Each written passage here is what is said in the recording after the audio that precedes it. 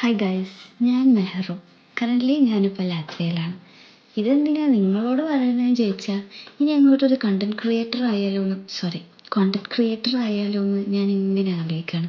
പക്ഷേ starting trouble, consistency ഇല്ലായ്മ, ഇതൊക്കെ ഞാനൊരു അലങ്കാരമായി കൊണ്ടു നടക്കുകയാണ്. ഈ അലങ്കാരത്തിന് കാരണം എൻ്റെ മടിയാണ്. പക്ഷേ ഈ മടിയൊക്കെ ഇല്ലാതാക്കാൻ വേണ്ടിയിട്ട് എനിക്കൊരാളെ പടച്ചോൻ തന്നിട്ടുണ്ട്. അതാണ് ഈ കാണുന്ന എൻ്റെ മോളിൽ എസ്ര വന്നതോടുകൂടി എൻ്റെ മടിക്ക് നല്ല കുറവുണ്ട്. കല്യാണത്തിന് മുന്നാണെങ്കിലും ഇപ്പോഴാണെങ്കിലും എനിക്ക് എല്ലാ കാര്യങ്ങളും ചെയ്തു തരാൻ കുറേ ആൾക്കാരുണ്ടായിരുന്നു. ഇപ്പോഴും എൻ്റെ ചില കാര്യങ്ങൾ ഞാൻ സ്വന്തമായി ചെയ്യാറില്ല. പക്ഷേ ഇനി അങ്ങോട്ട് അങ്ങനെ പാടില്ല എന്ന് ഞാൻ ശപഥം ചെയ്തിട്ടുണ്ട്. എത്ര ദിവസത്തിനാണാവോ ഈ ശപഥം? അതൊക്കെ നമുക്ക് മടിയെ പറ്റിയും കൺസിസ്റ്റൻസി ഇല്ലായ്മയെ പറ്റിയും സംസാരിക്കാം. അതാകുമ്പോൾ കുറച്ച് ഇൻട്രസ്റ്റഡ് ടോപ്പിക്കാണല്ലോ.